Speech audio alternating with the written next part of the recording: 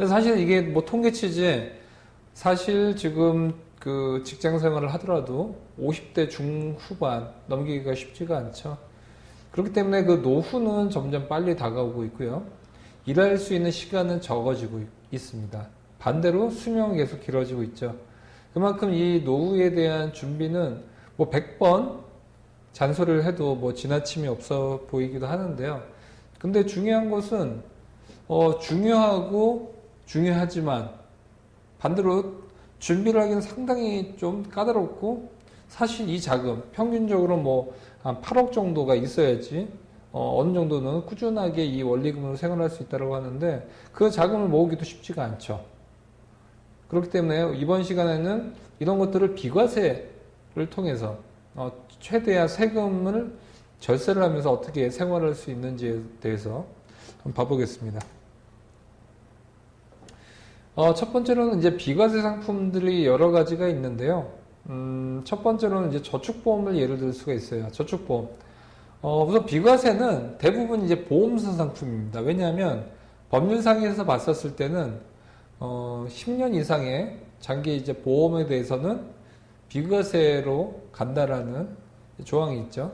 그렇기 때문에 그 장기적으로 갔었을 때는 이제 저축보험이라든지 여러 가지 이제 보험 상품이 있는데 사실 말은 뭐 저축보험이든 뭐 연금보험이든 말은 되게 여러 가지인데 다 비슷하게 보이고 사실상 이것들을 이름도 비슷한데 어떻게 활용해야 되는지는 더 의문점이 될 수가 있겠죠. 근데 먼저 이제 저축보험을 들면 첫 번째는 이제 저축인 겁니다. 저축은 어디 상품이죠? 은행에 있는 상품이죠.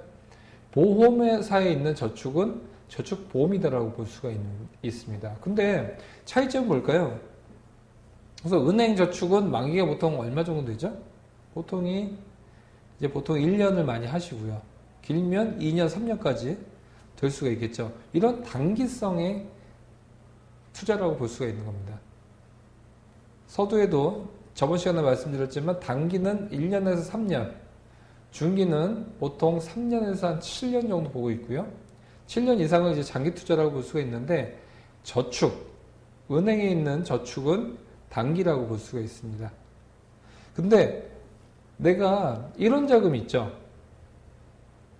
장기로 놔둘 수 있는데 안전하게 갖고 가고 싶을 때가 있습니다.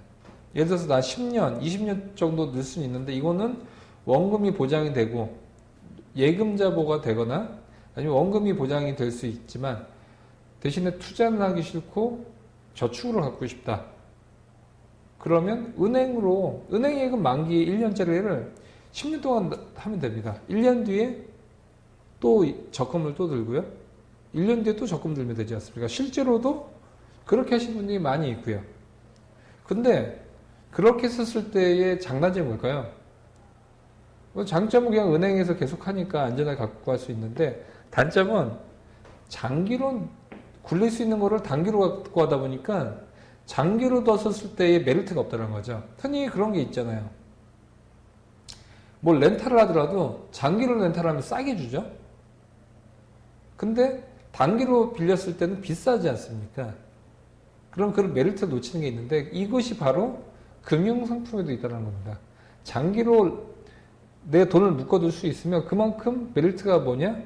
세금 안 뗀다는 거죠. 은행은 1년씩 10번을 놔뒀을 경우는 세금을 1년에 15.4%씩 계속됩니다.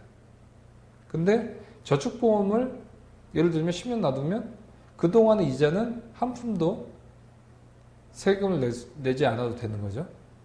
두 번째는 금리가 보통 은행 금리보다 저축보험의 금리가 한 1%가 더 높습니다. 10년 동안에 1%면 어마어마하죠. 10년 동안 된다고 하면 10%의 차이가 날 수가 있죠. 그렇기 때문에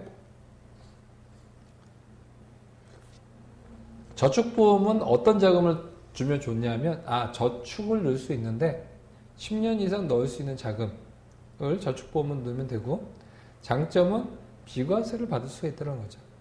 그럼 하나씩 알아볼게요.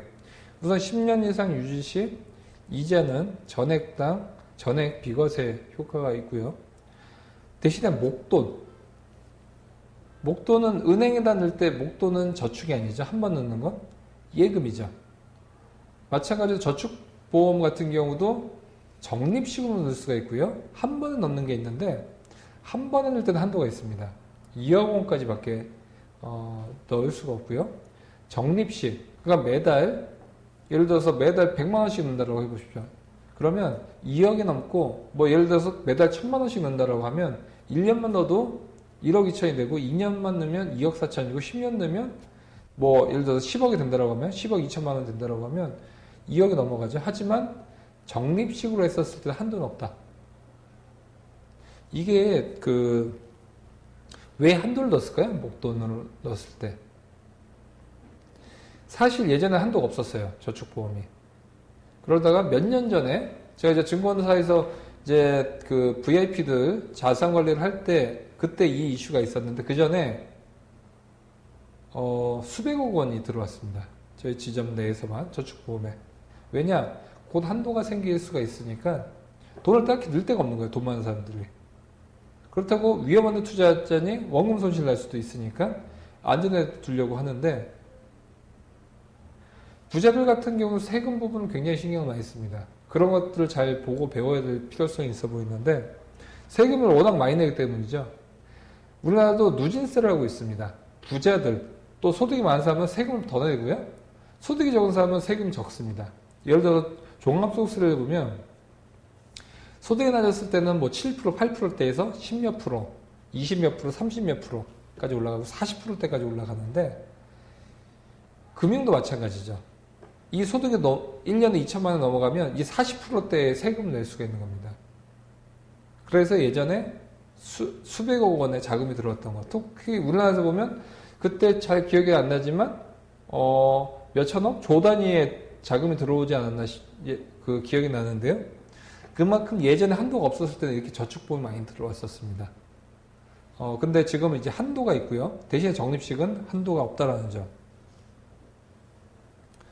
그 다음에 근데 저축보험을 들 때 가장 큰 문제점이 뭐냐? 10년 동안 넣기는 부담된다는 거죠. 하지만 이 저축보험 같은 경우는 중도에 인출이 가능합니다. 1년에 몇 회의 제한이 있지만 사실 이렇게 자주 찾고 넣을 필요성은 없죠. 1년에 몇 회 정도. 각 보험사마다 다르지만 우선은 넣을 때 언제든지 뺄 수가 있고요. 대신 놔둬야 되는 자금이 있겠죠. 그거 외에는 다 뺄 수가 있고요. 그 다음에 놔두기핍 정지 기능이 있습니다. 그러니까 중간에 내가 못 넣더라도 이것이 없어지는 것이 아니라 정지를 시킬 수가 있겠죠. 그렇기 때문에 이런 쪽을 잘 활용하시면 좀 부담 없이 넣을 수가 있고요. 저축보험 같은 경우는 말 그대로 5천만 원까지는 예금자 보험, 그러니까 예금보험공사에서 보장을 하니까 한마디로 국가에서 보장을 해준다라고 볼 수 있기 때문에 상당히 안전한 상품이다라고 볼 수 있고요. 그리고 5천만 원이 넘어가더라도 보험사에서 보장을 합니다.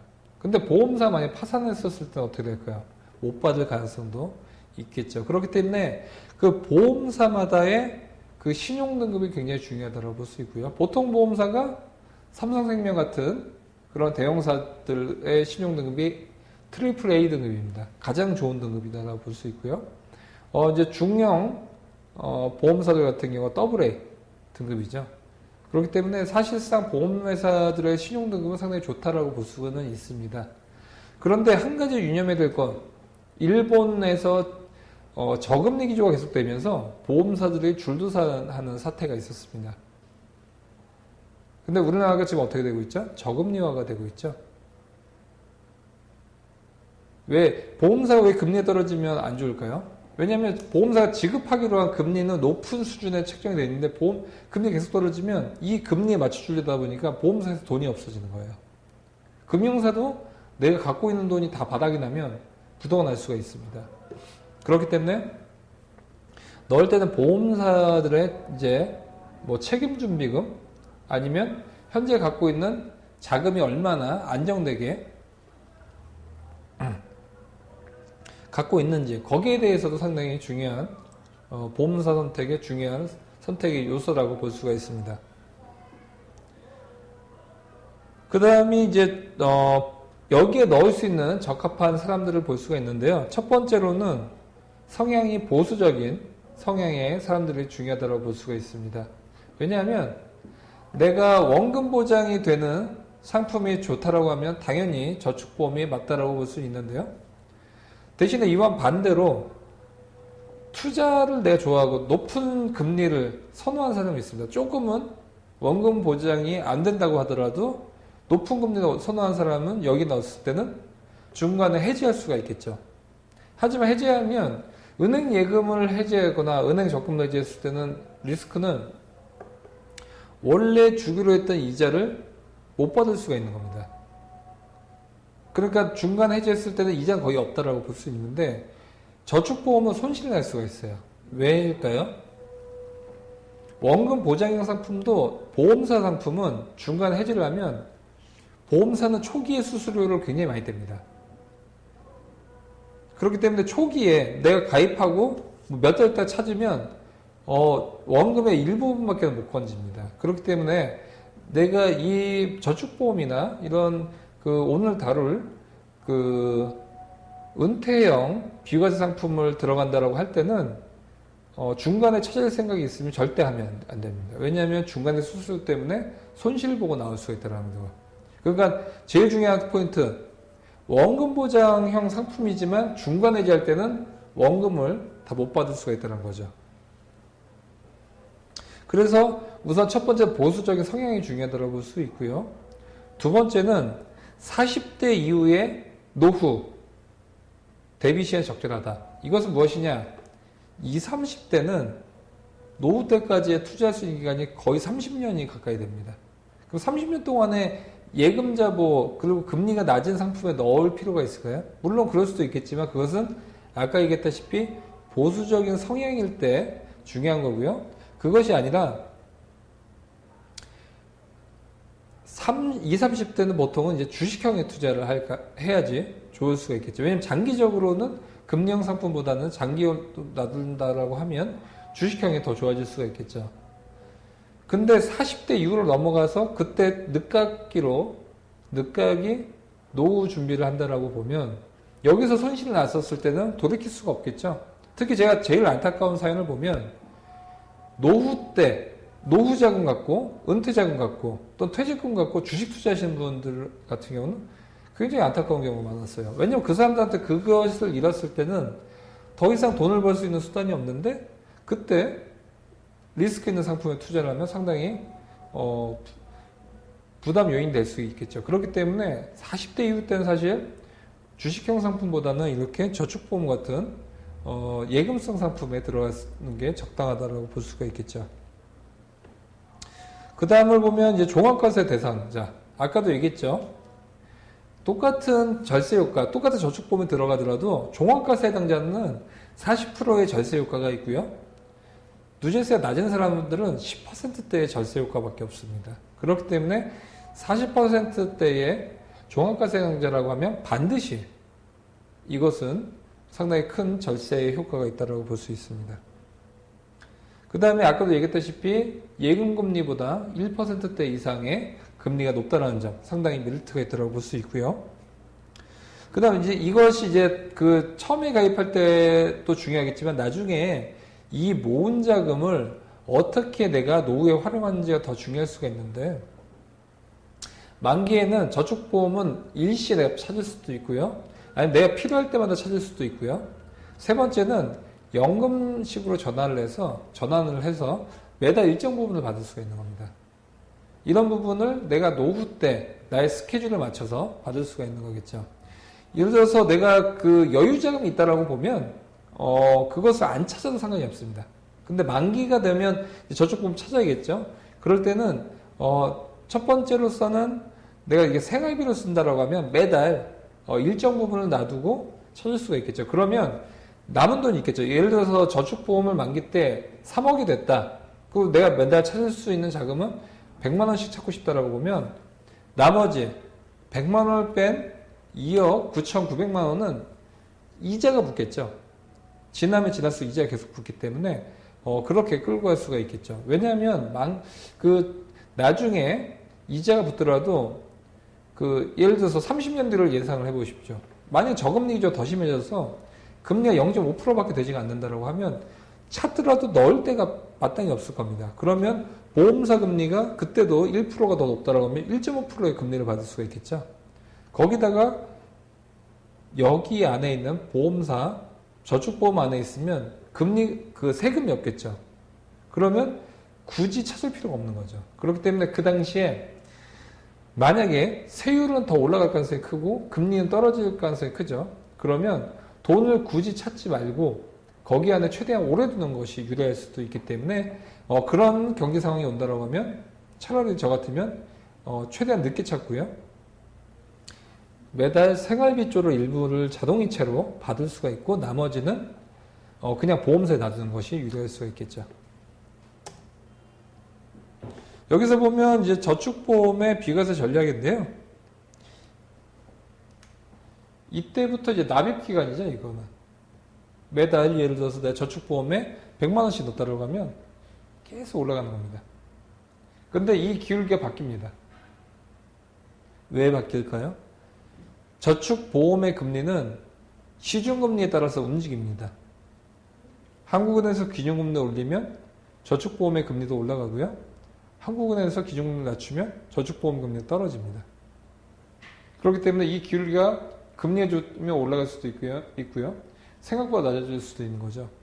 저축보험에 가입을 하면 시나리오를 보여줍니다. 예를 들어서 금리가 2%일 때, 뭐 5%일 때, 어떻게 내 돈이 100만 원씩 넣었을 때 어떻게 되는지 다 시뮬레이션 그려지는데, 뭐 현재 금리로 이렇게 된다고 하지만 금리가 만약에 고금리로 바뀌었다 이렇게 될 수도 있고요.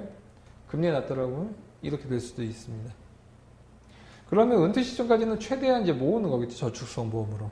그 다음부터는 일시에 찾을 것인지 은퇴 시점에서 아니면 연금식으로 매달 찾게끔. 그럼 잔고가 계속 떨어지겠죠.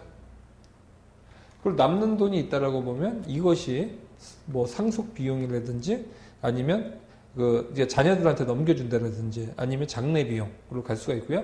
내 사망 시점에 보험은 자녀들한테 넘겨줄 수도 있는 겁니다. 그런 식으로 좀 볼 수 있고요.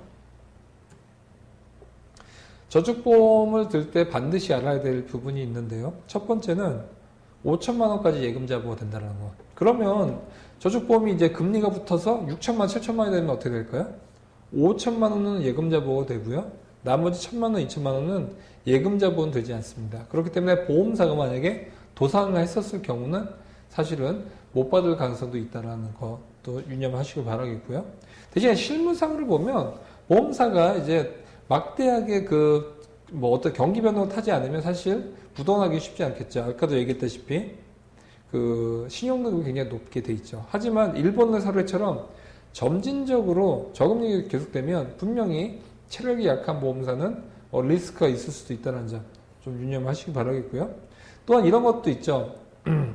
예전에 AIG 세계 최대의 보험사가 도산을 했죠.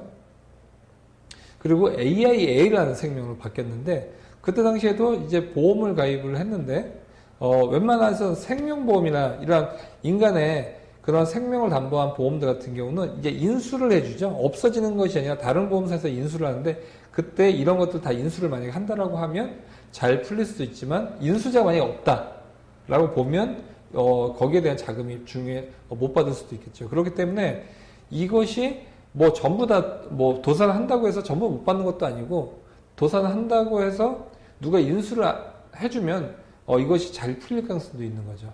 그렇기 때문에 앞으로도 이것이 도산을 하더라도 누가 인수를 하는지 아니면 줄도산이 있어서 이것을 막기 급급한지 그 차이점은 어디에 있을까요? 그것은 점진적인 경제 하락이 있어서 보험사가 안 좋아졌을 때는 여기에 대해서 대비를 합니다.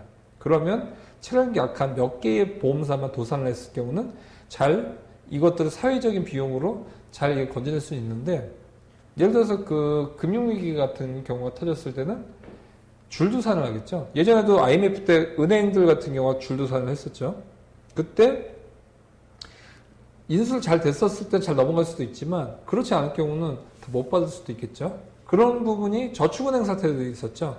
저축은행 사태도 한두 개만 어떻게 됐었을 경우는 잘 인수를 해서 잘 넘어갈 수 있겠지만 전부 줄도산을 했었을 때는 이게 사회적으로 아니면 정부에서도 막아줄 수 있는 자금 여력이 한계가 있을 수가 있습니다. 그렇기 때문에 이런 경제 상황에 따라서 보험사가 망하더라도 내가 돈을 건질 수 있느냐 없느냐 그 차이가 있을 수 있다는 점 명심만 하시고요. 나머지는 이제 보험사에서 보장을 하는 거죠. 그렇기 때문에 그 보험사의 재무 안정성이 중요하다고 볼 수 있고요. 지난 시간에 얘기했다시피 제가 그 주식에 대한 정보를 없는 곳에서 기업들의 이제 재무제표도 볼 수가 있는데요. 이 보험사가 상장이 되어 있으면 그런 것들에 대해서 다 알 수가 있으니까 수시적으로 공시를 하게끔 되어 있습니다.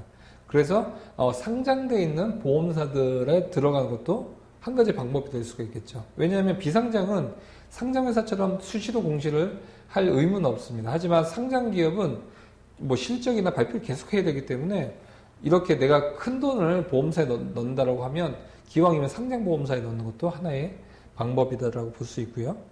세 번째는 변동금리라는 거. 예전에 제가 이제 저축보험에 대해서 뭐 이제 고객분들 이제 가입하신 분들 보면 나중에 이제 그 딴소리 하시는 분들이 있어요. 내가 들어갔을 때 5%인데 왜 지금 이자가 이거밖에 안 되냐라고 물어보신 분이 있는데 변동금리입니다. 그렇기 때문에 보험사마다 금리는 계속 바뀌고요. 대부분이 같이 움직이는데 어떤 보험사에서 조금 금리가 좋을 때가 있고요. 어떤 보험사 금리가 짤 때가 있습니다. 그 차이점은 보험사마다 지금 여력이 될 때가 있습니다. 그럴 땐 조금 공격적으로 고객들을 많이 확보하기 위해서 금리를 조금 좋게 줄 때도 있고요. 그 다음에 제일 중요한 거는 저축보험 가입할 때 최저보증 이유이다라고 있습니다. 아까 네 번째도 나오지만 이것이 뭐냐? 10년 동안에 변동금리라고 했죠. 그래서 금리가 계속 빠지는 거야, 지금. 오늘 2015년도 12월 달에 가입을 했는데 0%대까지 빠진 겁니다. 그러면 최저보증이 없는 보험사 상품, 저축보험은 뭐 보험 정말로 금리가 1%, 0%대까지 빠질 수는 있겠지만 10년 동안에 2% 보장인 상품이 있습니다. 그러면 금리가 아무리 빠지더라도 2%를 보험사에 보장을 해주죠. 이런 상품들 같은 경우도 상당히 저축보험을 선택하는데 중요한 이유가 될 수 있죠. 그 다음 이제 연금보험을 예를 들겠습니다. 연금보험. 우선 연금보험은 한마디로 노후를 대비한 보험사 상품이다라고 볼 수 있습니다. 은행보다도 이제 체계화가 되어 있죠. 보험사에서 연금보험 상품은 굉장히 종류도 많고요. 상당히 잘 짜여져 있습니다. 상당히 경쟁력이 있다라고 볼 수가 있고요. 왜 경쟁력이 있냐면 원금이 이제 보험사에서 원금 보장을 해주고요. 예를 들어서 연금 보험 상품 중에서 2배 보장, 3배 보장인 상품도 있고요. 아니면 연금과 개시와 동시에 이 연금을 뭐 이자만 받고 원금은 계속적으로 불릴 수 있는 방법도 있고요. 자녀에게 넘길 수 있는 연금 보험 상품도 있고요. 다양한 보험 상품이 있기 때문에 그때 나의 기호에 맞게끔 찾을 수가 있습니다.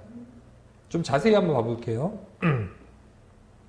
먼저 자신이 이제 경제적인 능력으로 이 연금보험의 취지 자체는 노후 생활 자금을 마련하기 위한 보험사 상품이다라고 볼 수 있고요.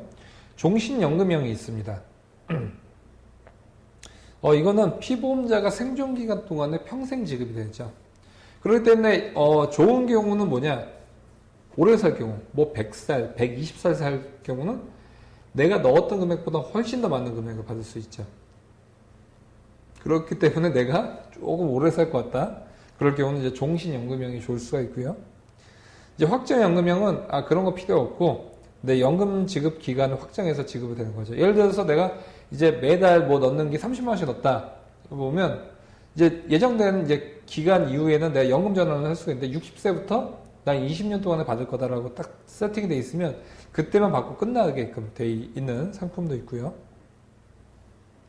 상속연금형 같은 경우는 생존 기간 동안에 이자만 받는 겁니다. 예를 들어서 내가 매달 50만 원씩 넣는데 60세 때 이제 5억을 만든 겁니다. 5억을 만들었어요. 그러면 5억에 대한 이자가 있지 않습니까? 거기에 대해서 계속 받는 거예요. 죽을 때까지. 그러면 내가 사망 시점에는 5억은 내 상속 재산이 되는 거죠. 그럼 자녀들한테 넘어가게끔. 이것은 이제 좀 자금적으로 여유되는 사람들 같은 경우는 이렇게 될 수도 있고요. 이런 경우도 있어요. 지금 현재 내 돈에 여유가 많다라고 하면 이런 경우도 있습니다. 지금 이제 2억까지 한도가 있죠. 한 번에 넣는 거. 아까도 얘기했죠. 2억을 넣으면 2억을 한꺼번에 넣습니다. 지금 현재. 노후에. 지금 현재 뭐 예를 들어서 내가 연금에 대해서 준비를 못했다. 그러면 퇴직금을 받아서 그냥 연금 상품에 넣는 겁니다. 한 번에. 2억을 넣으면 2억에 대해서 원리금을 받게끔 죽을 때까지 받을 수도 있고요. 아니면 내 돈에 여유가 많다라고 하면 이 얘기했던 그 확정연금형 같이 상속연금형처럼 이자만 받다가 원금은 그냥 자녀한테 넘겨주게끔 또 할 수 있는 플랜을 짤 수가 있고요. 혼합연금형 같은 경우는 아까 얘기했던 종심연금형, 그 다음에 확정연금형, 상속연금형 이런 것들을 두 가지를 섞어서 갈 수가 있겠죠. 뭐 이런 경우는 이런 게 있겠죠. 뭐 예를 들어서 나는 처음에는 그 알바를 하는 경우가 많죠. 60세 이후에도 요즘은 뭐 70세까지도 뭐 경비라든지 아니면 뭐 건물 관리라든지 뭐 아니면 요즘은 또 맥도날드 같은 그 프랜차이즈를 가더라도 좀 훈훈한 모습이 제가 봤을 때 되게 훈훈해 보였는데 10대 청소년들과 또 60대 70세 또 연세 있으신 분들 같이 일하는 경우를 봤는데 그러면 10대 같은 경우나 20대 같은 경우는 체력적으로 좋기 때문에 뭐 이런 청소 같은 걸 하지만 60대, 70대 이상 분들은 노련하기 때문에 또 그런 관리라든지 아니면 뭐 또 10대가 보지 못하는 부분을 볼 수가 있는데 내 은퇴 시점 60대 때 은퇴를 하는데 한 10년 정도 더 일을 하고 싶은 거예요. 그래서 맥도날드에서 알바를 하기 때문에 100년, 뭐 100만 원씩 받으면 그때는 이자만 받게끔 가다가 70세 이상부터는 원리금을 받게끔. 그러니까 10년 동안은 상속연금형으로 가다가 그 다음부터는 뭐 종신연금형으로 바꿀 수가 있겠죠. 그렇게 혼합형으로 만들 수도 있다는 점. 또 중간에는 이런 조건을 바꿀 수가 있어요. 왜냐하면 이게 다 어디서 주는 게 아니라 내 돈 갖고 이자를 계속 불리면서 받는 거기 때문에 조립식 상품인 겁니다. 제가 그때도 그 뭐 암보험이나 종신보험 그때도 말씀드렸다시피 금융상품은 그 삼성전자에서도 컴퓨터를 살 수 있지만 용산전자상가 가서도 내가 조립을 할 수도 만들 수가 있죠. 그것처럼 이런 보험상품도 마찬가지로 그때 상황에 맞게끔 바꿀 수가 있는 겁니다. 그런 것도 유념하시고요. 연금저축. 이때부터 이제 이름 비슷해지죠. 저축보험은 뭐고 연금보험은 뭐고 연금저축은 또 뭔지. 연금저축은 한마디로 소득공제를 받는 겁니다. 1년에 400만 원까지 소득공제를 받을 수가 있고요. 이제부터는 세액공제로 바뀌었죠. 우선은 그 연금저축과 연금보험 상품에 대해서 뭐가 더 먼저 붙느냐. 왜냐면 다 들 수는 없겠죠. 그랬을 경우는 연봉이 4천만 원 미만은 연금저축이 유리합니다. 왜냐하면 현재 소득공제를 받는 것이 유리하고요. 그러니까 이겁니다. 현재 내가 그 소득에 대해서 효과를 보려면 연금저축, 미래의 효과를 보려면 연금보험으로 가면 좋은데 4천만 원 미만은 아무래도 그 비과세 효과보다도 현재 소득공제를 받는 것이 좀 더 유리해 보이고요. 대신에 고소득이라든지 자산가는 연금소득세를 주의를 해야겠죠. 왜냐하면 연금저축 같은 경우는 현재는 소득공제를 받죠. 그러니까 급부가 있으면 반대급부가 있겠죠. 현재 소득공제를 받으면 나중에 연금저축 같은 경우는 연금을 받을 때 아까 저축보험은 비과세로 받는다고 했죠. 하지만 연금저축 같은 경우는 현재 모든 이득을 취했기 때문에 나중에는 연금소득세가 납니다. 근데 자산가는 그 당시에도 별의별 세금이 많을 거 아닙니까? 근데 연금소득세도 나오기 때문에 세금적으로 불리할 수가 있기 때문에 자산가는 그런 부분을 좀 조심을 해야 된다. 그 다음에 소득공제에서 세액공제로 바뀌었고요. 보수적인 투자자는 연금저축보험, 또 연금저축 펀드도 있습니다. 뭐냐? 연금저축 보험은 보험사 상품이기 때문에 예금자 보호가 되고 원금 보장을 해주지만 증권사를 가면요. 똑같은 소득공제가 되는 연금저축 상품인데 연금저축 펀드라고 해서 이것은 예금이 원금이 비보장이 되죠. 대신에 장점은 투자를 잘했을 경우는 막대한 수익을 낼 수도 있다. 반대로 잘못했을 때는 손실을 날 수 있다는 거고요. 연금보험 같은 경우, 연금저축보험 같은 경우는 공시이율대로 간다. 그렇기 때문에 내가 투자를 잘 할 자신이 없다. 또는 이 자산 자체는 내 노후 자금이기 때문에 원금을 잃기는 싫다라고 보면 연금저축보험을 들면 되고요. 반대로 내가 장기 투자이기 때문에 나는 한 번쯤은 장기로 투자를 할 수 있다. 아까도 얘기했다시피 20, 30대다라고 보면 연금저축 펀드가 유리할 수도 있습니다. 그래서 밑에도 얘기했다시피 20, 30대는 연금저축 펀드, 40, 50대는 연금저축 보험이 줄 수 있다. 마지막으로 이제 변액 유니버셜을 말씀드리겠는데 이것은 아까도 얘기했다시피 펀드입니다. 펀드인데 보험사에서 운용하는 보험사에서 있는 상품이다라고 볼 수가 있고요. 그렇기 때문에 원금 비보장이죠. 펀드이기 때문에 다 주식형 또 원자재 저번 시간에도 얘기했던 원자재 엄청나게 등락이 크다라고 했죠. 그렇기 때문에 펀드의 선택이 중요하겠죠. 잘 됐을 때는 대박, 못했을 때는 쪽박. 그러니까 도안이면 모일 가능성이 크기 때문에 이런 부분에서 펀드의 선택이 굉장히 중요하다고 볼 수가 있고요. 그렇기 때문에 아무래도 젊은 나이에는 변액 유니버시 좀 맞을 수가 있습니다. 이제 비과세 혜택이 있습니다.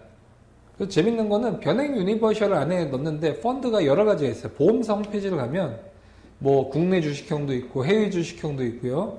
국내 채권형도 있고 해외 채권형도 있고 원자재 펀드도 있는데 국내 주식형으로 100%를 다 들어간 변액 유니버셜 가입자를 많이 봤습니다. 근데 아까도 얘기했다시피 애플 주식 사서 1억 수익 나면 세금 2,200만 원 내지만 삼성전자 주식 사서 1억 수익 나면 세금 없다라고 했죠. 근데 변액 유니버셜에 국내 주식형을 넣으면 어떻게 되죠? 원래 비과세인데 변액 유니버셜 안에도 국내 주식형을 넣는 거예요.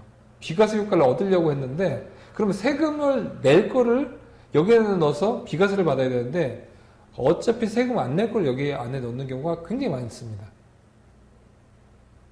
그러면 한마디로 괜히 수수료만 내고 하는 거죠.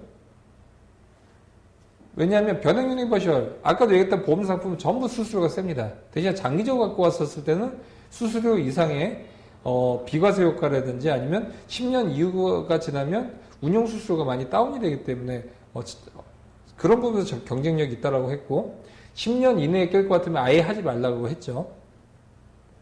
그런데 비과세 혜택이 있는 해외 펀드 그러니까 변액 유니버셜 안에는 뭘 넣어야지 그 세금 혜택 효과가 있냐면 해외 펀드 아까도 얘기했죠. 중국 주식 샀는데 22%의 세금이 있고 해외 펀드 들어가면 15.4%의 세금이 있다라고 했죠.